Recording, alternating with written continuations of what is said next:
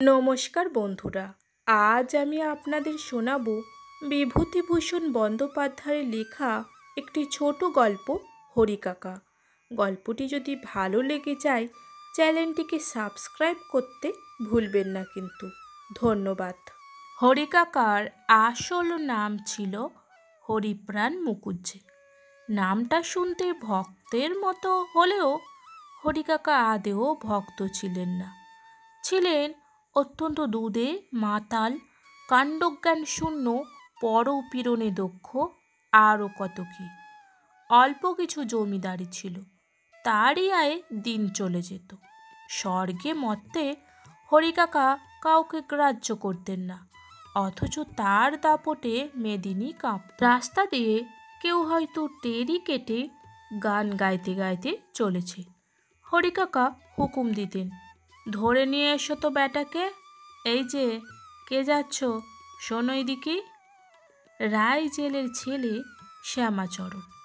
আজকালকার ছেলে বলে সে একটু শৌখিন মেজাজের। একখানা রাঙা গামছা কাঁধে পান চিবুতে চিবুতে সে যাচ্ছিল সৌরভী জেলেনির বাড়ি আড্ডা দিতে। হরিকাকা বললে, কে, শ্যামাচরণ?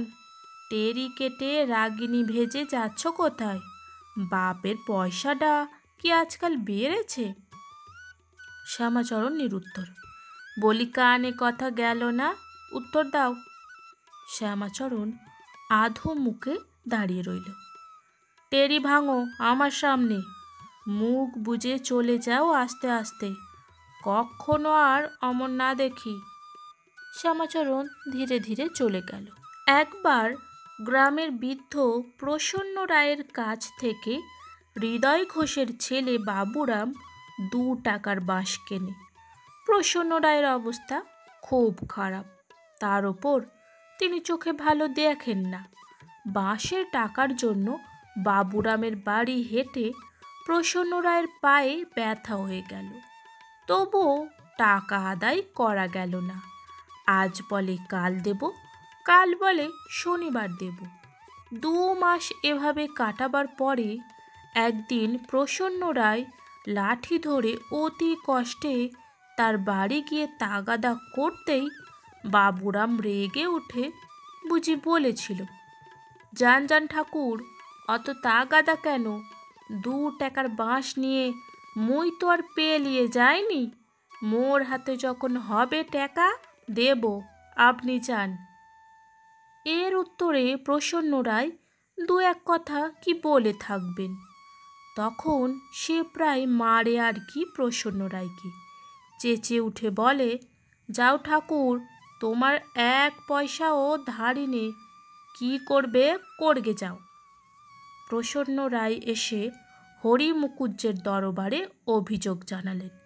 হরিকাকা অঘোর মুচিকে হুকুম দিলেন, ধরে নিয়ে এসো তো ব্যাটাকে, দেখি ওর কত দূর প্রতাপ হয়েছে। অঘোরমুচি বিখ্যাত লাঠিয়াল, সে হুকুম পেয়ে ঘাড় ধরে নিয়ে এলো বাবুরাম ঘোষকে। হরিকাকা বললেন, তুমি প্রসন্ন দাদার বাঁশের টাকা ধারো? বাবুরাম তখন ভয়ে ঠক ঠক করে কাঁপছে। সে বললে, আগে হ্যাঁ বাবু। তবে দাওনি কেন? আগে হাতে নেই। তবে গরিব ব্রাহ্মণের বাঁশ কিনতে গিয়েছিলে কেন? আগে ভুল হয়ে গিয়েছে। ও সব বাজে কথা ছাড়ো, আজ তুমি ওকে যা তা বলেছ কেন? বড্ড নবাব হয়ে গিয়েছো নাকি? কানমলা খাও। তক্ষুনি বাবুরাম কানমলা খেলে বিনা প্রতিবাদে। আচ্ছা যাও, এই 2 টাকা আমি এক্ষুনি দিয়ে দিচ্ছি, তুমি আমাকে কাল সন্ধ্যের মধ্যে যেখান থেকে পারো টাকা দিয়ে যাবে, যাও, চলে যাও। এই রকম ছিল হরিকাকার বিচার। গ্রামের আপদে বিপদে হরিকাকা সকলের আশ্রয়স্থল ছিলেন। পরপীড়নে যেমন দক্ষ, পর উপকারেও তেমনি অগ্রণী। গায়ে শক্তি ছিল অসাধারণ। চামটার বিল করবার সময় জমিদারের পক্ষ হয়ে নিজে লাঠি ধরে প্রতিপক্ষ মুসলমানদের হটিয়ে দিয়েছিলেন শোনা যায়। মুসলমানরাও খুব মানত হরিকাকাকে। তাদের পারিবারিক বিবাদে হরিকাকা সালিশি করে গোলমাল মিটিয়ে দিতেন। 5 মোড়লরা তার কাছে এসে পরামর্শ করত। খেতে না পেলে এসে ধান নিয়ে যেত। এমনও হয়েছে অভাবগ্রস্তদের ধান বিলিয়ে দিয়ে নিজের গোলা শূন্য করে ফেলেছেন হরিকাকা। তখন অপরের উপর জুলুমবাজি করে ধান নিয়ে এসেছেন, দাম দেননি। পরের স্ত্রী বা পরের মেয়ের দিকে একবার কেউ আর চোখে তাকিয়েছে ঘাটের পথে, কিংবা টপ্পা গানের এক কলি গেয়ে উঠেছে, অমনি সেই মেয়ের কর্তৃপক্ষের অভিযোগে সেই হতভাগ্য প্রণয়লোভী যুবককে চণ্ডীমণ্ডপের সামনের বকুলতলায় যেদিন আগাগোড়া জুতো পেটা করে ছাড়লেন, সেই দিনই হয়তো গ্রামের কুমোর পাড়ার কেষ্ট কুমোরের বিধবা মেয়ে কুশির ঘরে তাকে মদ খেয়ে ডুগি তবলা বাজাতে শোনা গেল রাত 1টা পর্যন্ত। একদিন হয়তো দেখা গেল কুশিকে নিয়ে নৌকোয় হরিকাকা হারমোনিয়াম বাজাতে বাজাতে গান গাইতে গাইতে মহকুমা শহরের দিকে বাজ খেলে চলেছেন। সঙ্গে অবশ্যই বন্ধুবান্ধব 2-4টি আছে। সেই বন্ধু আবার কেমন? হরে মাইতি, বনদর ঘোড়ামির ছেলে হাফেজ, রসকে মাল, দিনু সর্দার ইত্যাদি। নবীন চক্রবর্তী গ্রামের পুরোহিত ও নিষ্ঠাবান ব্রাহ্মণ। তিনি শুনে ঘাড় নেড়ে বলতেন, না, রামপ্রাণ দাদার ছেলে অমন নিষ্ঠে কাষ্টা হিন্দু এ দিগরে ছিল না। তার ছেলে কিনা মুচি মোচনমান এয়ার নিয়ে মাইফেল করে বেড়াচ্ছে, লজ্জাও করে না। এর 1 সপ্তাহ পরেই পড়ল দুর্গাপুজো। বারোয়ারি তলায় দুর্গোৎসবের ফুল বিল্লপত্র সংগ্রহ, নৈবেদ্য সাজানো, ভোগ রাধা, বলিদানের ব্যবস্থা, প্রসাদ বন্টন, মায়ের আরতির আয়োজন, সমাগত মহিলাদের মধ্যে শেতলের ফলমূল বিতরণ প্রভৃতি সমস্ত কাজের মধ্যে রাঙা গামছা মাজায় বেঁধে ঘরমাক্ত দেহে কে ওই দীর্ঘকায় গৌরবর্ণ পৈতে গলায় মালা করে পরা লোকটি ছুটোছুটি করে বেড়াচ্ছে সকাল থেকে রাত 9টা পর্যন্ত? হরিকাকা। দীননাথ মুকুজ্জের মাতৃসাধ্যে ওই রাঙা গামছা মাজায় বেঁধে ওই পৈতে মালা করে গলায় পরে সারাদিন ব্রাহ্মণ ভোজনের সারিতে ভীষণ খেটে পরিবেশন করছে কে? সামান্য একটু চিনির পানা খেয়ে হরিকাকা। হরিকাকার এই অবস্থা দেখে কে বলবে ইনি কর্মী ও ভক্ত পুরুষ নন? মিথ্যে সাক্ষী দেওয়া হরিকাকার গা সওয়া হয়ে গিয়েছিল। যে কোনো মকদ্দমায় যে কোনো বিষয়ে সাক্ষী দিতে ওর মতো ওস্তাদ বড় কেউ ছিল না এ গ্রামে। মহকুমার কোর্টেও সবাই ওকে চিনত। প্রতিপক্ষের উকিলের সাধ্য কি জেরা করে হরিকাকাকে দমিয়ে দেয়? সেই জন্য মিথ্যে সাক্ষী দিতে সবাই ডাকে ওকে। সকলের কাছে খুব আদর, বেশ কিছু আয়ও হয়। আবার বিষ্ণু ময়রার দোকানে গরম লুচি তরকারি সন্দেশ পেট ভরে খাওয়াও চলে। সারা জীবন এইভাবে কাটিয়ে হরিকাকার এক অদ্ভুত পরিবর্তন এলো 48 বৎসর বয়সে। সেই কথাটা বলবার জন্যই হরিকাকার এই ইতিহাসের অবতারণা।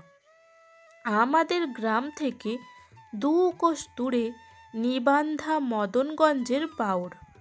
এখানে অনেক দিন থেকে এক পুরনো শিব মন্দির আছে।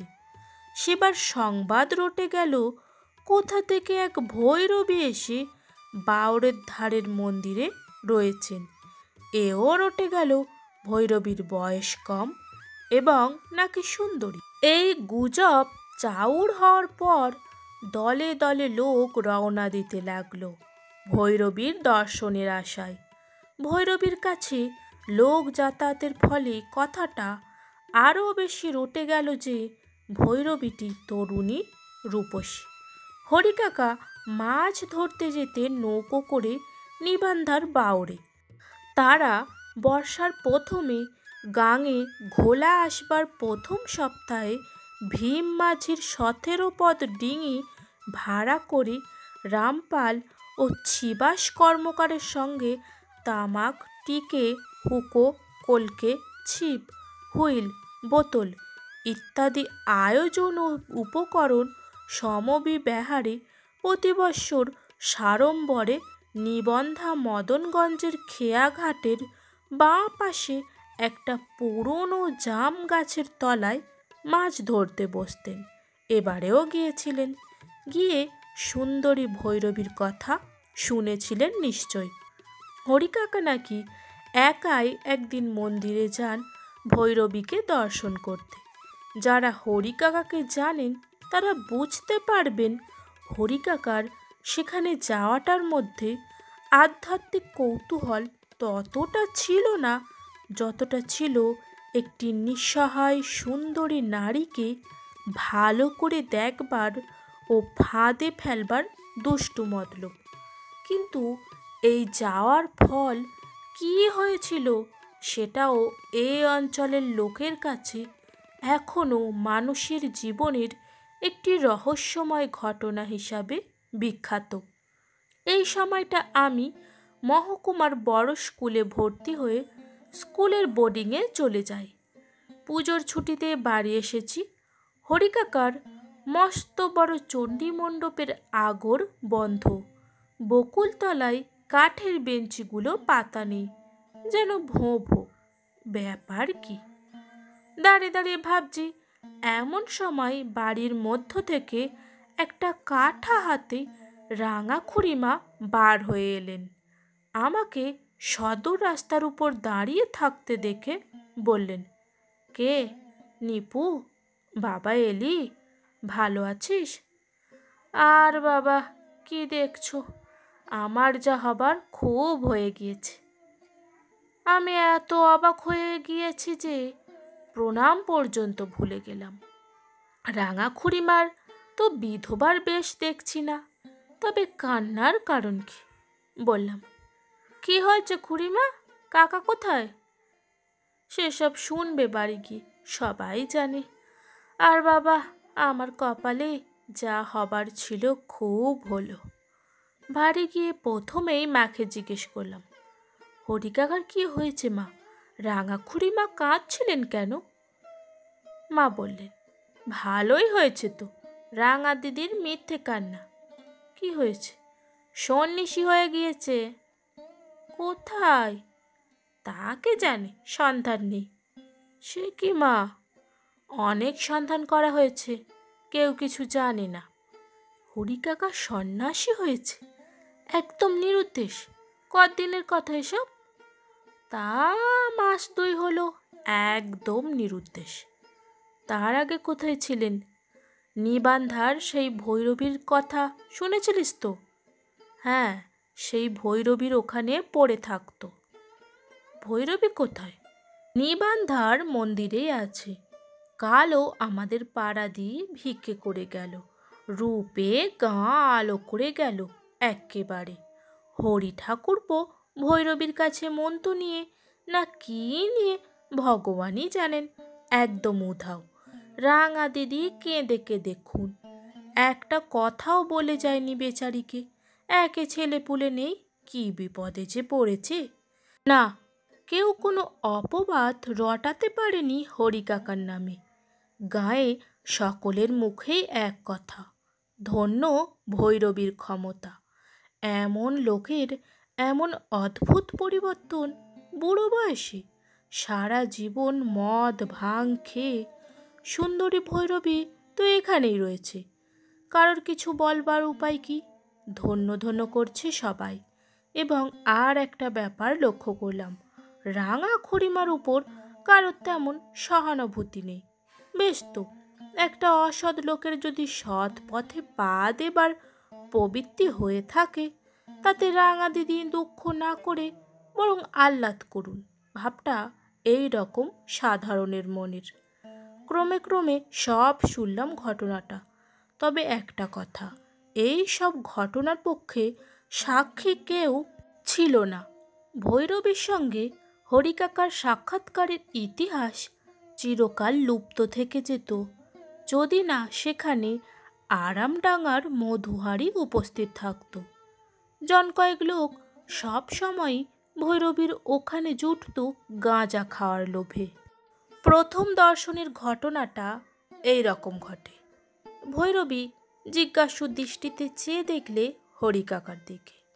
হরিকাকা খানিকটা অবাক হয়ে চেয়েছিলেন ভৈরবীর দিকে। মুখে খানিকক্ষণ কথা ছিল না। ভৈরবী বললে, কোথা থেকে আসা হচ্ছে? আগে কৈখালি থেকে। ও, আপনাকে দর্শন করতে এলাম। বসো বাবা। বসি? হ্যাঁ। কি করো? আগে বিষয়কর্ম করা হয়। ব্রাহ্মণ? আগে হ্যাঁ। কুলীন ব্রাহ্মণ? হ্যাঁ মা, আমার নাম হরিপ্রাণ মুকুজ্জে, 3 পুরুষে ভঙ্গি, সদানন্দ মুকুজ্জের সন্তান, বাউনঘাটি গাই। আমাকে প্রণাম করলে কেন বাবা? তুমি কুলীন ব্রাহ্মণ, আমি তোমার থেকে কত ছোট। বলেই ভৈরবী নাকি হরিকাকাকে গড় হয়ে প্রণাম করেছিল। হরিকাকা নীরবে সেখানে বসেছিলেন অনেকক্ষণ। এমনকি মধুহারির দল যখন সন্ধ্যার আগে সেখান থেকে উঠে চলে এলো, তখনও হরিকাকা সেখানে চুপ করে বসে আছেন। অনেক রাতে সেদিন তিনি বাড়ি এলেন। চোখে কেমন যেন ফ্যালফ্যালে দৃষ্টি। রাঙা খুড়িমার মুখে এ কথা শোনা। সারা রাত হরিকাকা কেবল নাকি পায়চারি করেছেন আর বারবার বাইরের দাওয়ায় গিয়ে বসেছেন। জিজ্ঞেস করলে বলেছিলেন, বড় গরম হচ্ছে। সকালে উঠেই কোথায় চলে গেলেন। দুপুর গড়িয়ে গিয়েছে, তখন বাড়ি এলেন। কেমন যেন অন্যমনস্ক ভাব। খুড়িমাকে বললে, 10টা টাকা দিতে পারো? কেন গা? ঠাকুরের পুজো দেব। কি ঠাকুরের? নিবান্ধার মন্দিরে যে ঠাকুর ছিল একদিন কেউ জানত না। ভৈরবী জাগ্রত করেছে সেই ঠাকুর। ভৈরবী তোমায় তুগুণ করেনি তো? পাগল। আমার ভয় করছে, কিন্তু যেদিন বুঝবে সেদিন আর ভয় করবে না। ভয় কিসের? কোনো ভয় নেই। এর কয়েক মাস পর্যন্ত হরিকাকা রোজই বাড়ি আসতেন, কিন্তু ক্রমশ তার ধরন ধারণ বদলাতে লাগলো। অন্য কোনো বাইরের পরিবর্তন, গেরুয়া বস্ত্র ধারণ বা নিরামিষ আহার এসব নয়। মদ খাওয়া একদম বন্ধ হলো। বাজে লোক নিয়ে আড্ডা আদেও দেন না। পরকে শাসন করা, চোখ রাঙানো ভুলেই গেলেন। একদিন ঘাটের পথে নির্জন বাঁশবনে সন্ধ্যার কিছু আগে রামজাদু জেলের বিধবা অল্প বয়সী পুত্রবধূ তার 2.5 বছরের ছেলের সঙ্গে নদীর ঘাট থেকে ফিরছে। এমন সময় হঠাৎ হরিকাকাকে সামনে দেখে মেয়েটি ভীত ও সন্ত্রস্ত হয়ে উঠল। হরিকাকার ভয়ে পাড়ার ঝি বউয়েরা অনেক দিন থেকে একা নদীর ঘাটে যাওয়া ছেড়ে দিয়েছিল। এ কথাটি আগে বলা দরকার। মেয়েটি থমকে আড়ষ্ট হয়ে দাঁড়িয়ে গেল। সর্বনাশ! হরি মুকুজ্জে যে এগিয়ে আসেন তার দিকে। খোকা পিছিয়ে এসে ততক্ষণ মায়ের আঁচল মোক্ষম জড়িয়ে ধরেছে। তার ভীত দৃষ্টি হরিকাকার মুখের দিকে নিবদ্ধ। হরিকাকা কিন্তু মেয়েটির কাছে এগিয়ে এসে সস্নেহে বললেন, মা, ভয় কি? নির্ভয়ে ঘাটে পথে বেরিও মা। এই খোকাকে কষ্ট করে কেন সঙ্গে এনেছ? ও কি এতটা পথ হাঁটতে পারে? ছি, কোনো ভয় নেই। তুমি আমার মেয়ের সমান, আমি তোমার বাবা। বাবাকে দেখে ভয় কি মা? যাও। মেয়েটি হেঁট হয়ে হরিকাকাকে প্রণাম করে তাড়াতাড়ি বাড়ি চলে এসে পাড়ার মেয়ে মহলে এ কথা জানায়। এর 2 দিন 3 দিন পরে রামজাদু একটা কাতলা মাছ হাতে হরিকাকার বাড়ি এসে তাকে দিয়ে বললে, আপনার মেয়ে পেটিয়ে দিয়েছে, বললে মোর বাবা ঠাকুরকে দিয়ে এসো, তার নেন দয়া করে। হরিকাকা চণ্ডী মণ্ডপে বসে তেল মাখছিলেন। কাছে নিরু গোয়ালিনী বসে দুধের হিসাব করছিল। চোখ তুলে বললেন, কি কিসের মাছ? আপনার মেয়ে পেটিয়েছে, জোয়ানাতে পেয়ে এলাম, আপনার মেয়ে বললে বাবাকে দিয়ে এসো। ও হবে না। কেন বাবা ঠাকুর? গরিব লোকের মাছ আমি বিনি পয়সায় নিতে পারবো না। এ ধরনের কথা এ অঞ্চলে কেউ কখনো বলে না, বিশেষ করে হরিকাকা তো এমন প্রকৃতির লোকই নয়। রামজাদু একটু অবাক না হয়ে পারলে না, তবুও মাছটা সে নামিয়ে রেখে চলে যাচ্ছিল। হরিকাকা বললেন, না শোনো ও রামজাদু, মাছ আমি নেব না, ওর ন্যায্য দাম দেওয়ার আমার ক্ষমতা নেই, সুতরাং মাছও আমি নেব না। শেষ পর্যন্ত রামজাদুকে মাছ ফিরিয়ে নিয়ে যেতে হলো। রামজাদু স্ত্রী এরপর এক সময় এসে খানিকটা কাটা মাছ রাঙা খুড়িমার কাছে লুকিয়ে দিয়ে গেল। এই রকম দু একটা নতুন ধরনের কাজ করার পর হরিকাকা একদিন সকালে উঠে ভৈরবীর মন্দিরে চলে গেল, আর ফিরলেন না। ভৈরবীর কাছে সন্ধান নেওয়া হয়েছিল। সেখানকার সকলেই বললে ধোপার বাড়ি কাপড় দেবেন বলে তিনি সকাল সকাল উঠে চলে গিয়েছিল। অনেক দিন কেটে গেল। তারপর রাঙা খুড়িমা আরও কিছুদিন পরে বাপের বাড়ি চলে গেলেন। বছর দুই পরে তার এক ভাইপো এসে এখানকার বিষয় আশয় বিক্রি করে চলে গেল। তার মুখে শুনলাম রাঙা খুড়িমার মৃত্যু হয়েছে। জিনিসটা মিটে গেল। আমাদের গ্রামের মধ্যে হরিকাকার ইতিহাস একটা মনোহর কাহিনীতে পর্যবসিত হয়ে গেল। ওদের ভিটেতে ঘন জঙ্গল হয়ে গেল। দিনে মানে সেখানে নাকি বাঘ ঘুরে বেড়ায়। শুধু দাঁড়িয়ে রইল সিংহ দরজাটা। কাঠ থামালের মাথায় দুটো বড় জিউলি গাছ আর একটা অশ্বত্থ গাছ নিয়ে। কাঠের কবাট দুটো কারা খুলে নিয়ে গেল কিছুকাল পরে। আমি কলকাতায় চাকরি করি, সস্তায় ভাড়ায় দেশ ভ্রমণ করতে বেরিয়েছি। বন্ধুবান্ধবের সঙ্গে সারনাথ যাবার পথে পাড়ে পুড়ে নেমেছি আমরা সেখানকার বিখ্যাত ক্ষীরের পান্তুয়া খাবার জন্য। রামলীলা উৎসবের জন্য পাড়ে পুড়ে চৌমাথার মোড়ে একটা উঁচু মাচা বেঁধেছে, সেটা রঙিন কাগজের মালায় সাজাবে। লোকজনও অনেক জমেছে তার চারিধারে। আমাদের টাঙাওয়ালা দুজন বললে, বাবুজি টাঙা এগিয়ে গাছতলায় রাখি। কেন? पर बहुत भीड़ जमता, लेकिन देरी मत कीजिए आप लोग, शाम हो जाएगा। আধ ঘন্টা পরে যখন পেট পুড়ে সস্তা ক্ষীরের পান্তুয়া খেয়ে আমরা 7 জন বন্ধু টাঙার সন্ধান করলাম, টাঙা আর নেই। সে কি, টাঙা গেল কোথায়? হরিধন বললে, এগিয়ে দেখা যাক, আরও গাছতলায় থাকবে বলেছিল। এই তো গাছতলা, দেখি কত দূরে গেল। রশি 2 পথ এগিয়ে বাঁকের মাথায় টাঙা দুখানা দাঁড়িয়ে আছে দেখা গেল। সেইখানে গাছতলায় এক সাধুর আসনের চারপাশে অনেকগুলো লোক জুটেছে। টাঙাওয়ালা দুজনও সেখানে জমেছে। আমরা বকাবকি করতে একজন টাঙাওয়ালা বললে, বাবুজি বাঙ্গালি সাধু হ্যাঁ। সবাই কৌতূহলী হয়ে উঠলাম, কোথায় ওই সাধু নাকি বাঙালি? এইভাবে আবার হরিকাকার দেখা পেলাম। আমি চিনিনি। তিনি আমার দিকে খানিকক্ষণ চেয়ে থেকে বললেন, বিষ্টু দাদার ছেলে অমল্লা। আমি অবাক, বন্ধুরা অবাক। আমি কখনোই এই অপরিচিত পরিবেশে এই জটা জুটধারী দাড়িওয়ালা বৃদ্ধ সাধুকে আমাদের সেই হরিকাকা বলে চিনে নিতে পারতাম না। দীর্ঘ 13-14 বছর পরে কিন্তু তার গালের আঁচিল আমার অত্যন্ত পরিচিত। শৈশবের আবেষ্টনীতে তাকে নিয়ে গিয়ে ফেলল। রাঙা খুড়িমার কান্না ভরা চোখ মনে এলো। কি জানি কেন ওদের সেই জঙ্গলে ভরা সিংহ দরজাটার কথা মনে হলো। আমিও দেশের বাড়ি ছেড়েছি 5 বছর হলো। হঠাৎ এভাবে বাল্যর হরি কাকাকে দেখার পরে সারনাথ ভুলে গেলাম, বন্ধু বান্ধবদের ভুলে গেলাম, গণেশ মহল্লার প্রসিদ্ধ রামলীলা উৎসবের কথা ভুলে গেলাম। বন্ধুদের বললাম, তোমরা সারনাথ যাও, আসবার সময় আমায় নিয়ে নিও, কিংবা আজ না হয় আমি এই পাড়ে থেকে যাব। ওরা বললে, তা কোথায় থাকবি এখানে? একটা হোটেল কিংবা সরাই? না, সেসব হবে না। আচ্ছা, তুমি গল্প করো দেশের লোকের সঙ্গে, যাবার সময় যেও। ওরা চলে গেল।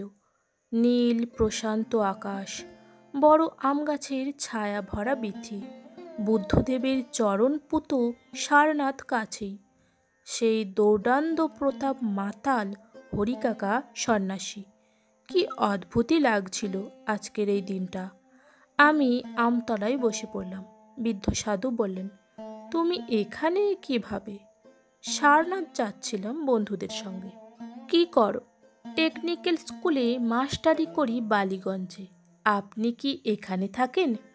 না, দিন 15 আগে এসেছি কাশি থেকে। কত কথা মনে হচ্ছিল, কোনটা আগে বলবো, কোনটা জানতে চাইব। রাঙা কাকিমার মৃত্যু সংবাদ দিলাম। হরি কাকার মুখের ভাবের কোনো পরিবর্তন হলো না। চুপ করে রইলেন। বললেন, তোমার বাবা কেমন আছেন? মারা গেছেন আজ 7 বছর। গায়ের আর সবাইকার কি খবর? মোটামুটি বললাম যতদূর সম্ভব। গত 5 বছরের খবর আমিও ঠিক মতো জানি না, বললাম। বেশি কিছু কথা হবার পূর্বেই বন্ধুরা পাছে এসে পড়ে, এই ছিল আমার ভয়। কোন কথাটা আগে জিজ্ঞেস করব হঠাৎ বললাম, কেমন আছেন হরিকাকা? হরিকাকা ধীরে ধীরে বললেন, খুব শান্তিতে, খুব আনন্দে আছি বাবা। তারপর কিছুক্ষণ চুপ করে থেকে বললেন, অনেক অপরাধ করেছিলাম জীবনে না বুঝতে পেরে। তিনি দয়াময়, সব ক্ষমা করবেন। আমরা তার সন্তান, তিনি না ক্ষমা করলে যাব কোথায়? এখন এখানেই থাকবেন? বাবা, আমরা এখনো বহুদূর। কুটিচকে পৌঁছতে এখনো দেরি আছে। কবে কোথায় থাকি তার ঠিক নেই। তিনি যেখানে নিয়ে যান সেখানে যাব। তিনি এখানে এনেছিলেন, তাই তোমার সঙ্গে দেখা হলো। গায়ে ফিরতে ইচ্ছে হয় না কাকাবাবু? আগে আগে হতো, এখন আর হয় না বাবা। তোমার খুড়িমা চলে গিয়েছেন, এখন আর কোনো বন্ধনই নেই। কি দেখতে যাব? খুড়িমা মারা গিয়েছেন আমার মুখে শুনলেন তো? না। কেউ চিঠি লিখেছিল? না। থাক সে কথা বাবা। ইতিমধ্যে বন্ধু বান্ধবদের দল এসে পড়ল। হরিকাকাকে তারা পাড়েপুরের পান্তুয়া কিনে দিল এক ভার। হাসি মুখে গ্রহণ করলেন। আমরা সবাই পায়ের ধুলো নিয়ে প্রণাম করলাম। ওকে একা গাছতলায় ছেড়ে দিয়ে আসতে ইচ্ছে করছিল না। আমাদের সকলকে আশীর্বাদ করলেন। টাঙায় উঠবার সময় আমার চোখে জল এলো। আজ তাহলে এই পর্যন্ত। পরবর্তী গল্প তাড়াতাড়ি আসবে। গল্পটি ভালো লাগলে চ্যানেলটিকে সাবস্ক্রাইব করতে ভুলবেন না কিন্তু। ধন্যবাদ।